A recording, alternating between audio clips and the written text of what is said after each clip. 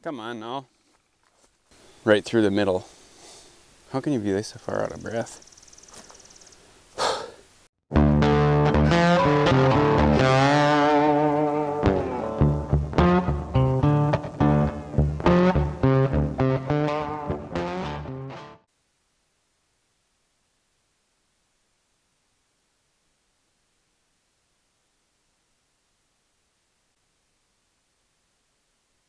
Welcome back to Central Minnesota Firewood, everybody. My name's Eli.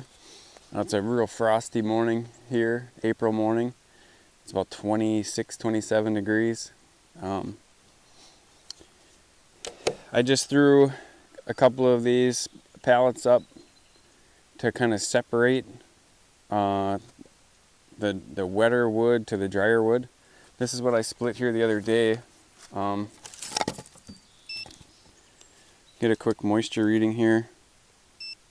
This one's saying 20%. So that piece is actually basically ready to dry.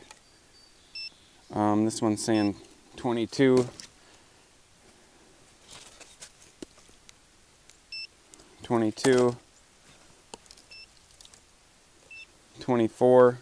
So it's all between 20 and 24%. So there's a chance that most of that will be ready to burn this winter. But I'm going to get things kind of resituated. I'm going to move the splitter over, and then I'm going to split this stuff that I know is ready to burn, and we're going to put it on this half of this bin. I would say there's maybe half a cord of that, and then we'll get the splitter moved again and finish filling this part of the bin. There's a lot of that wood that I was separating out the other day that we were splitting. That's too long to run through the splitter and too long to put in either one of my stoves. So I'm going to continue to sort that stuff through. We'll get some of that stuff cut down, the stuff that's too small to split. I actually have a stack of limb wood over there that is all 2-inch stuff that we'll continue to kind of add to as the summer goes along, and I'll burn that in the shop. So yeah, let's get everything moved, and we'll get back after it.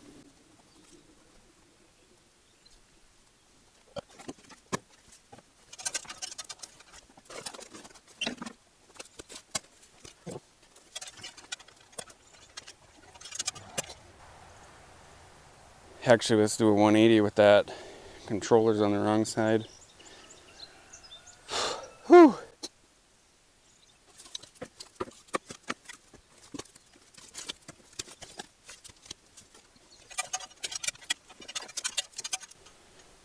That'll be much better. Another benefit to having those pallets in the middle of this bin is there'll be more air circulation. One more benefit to adding these couple of pallets into this bin is we'll be able to get more airflow right through the center of this, which should help a lot of that wood dry out a little bit quicker.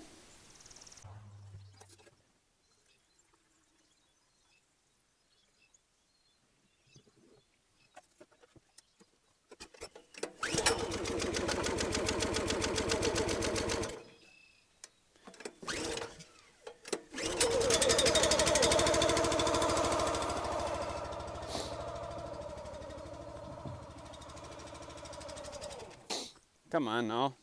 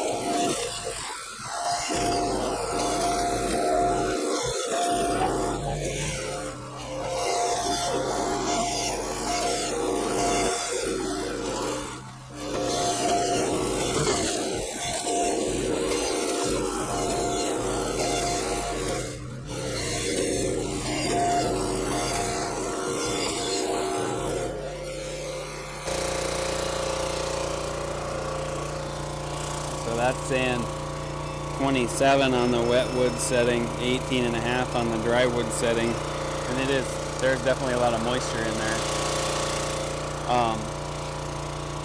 But it's light.